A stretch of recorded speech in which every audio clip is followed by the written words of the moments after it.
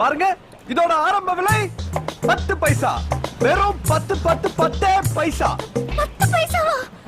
அது 1500 தெரியுமா? 1500 ரூபாய். 1500 ரூபாய் வருதாம்.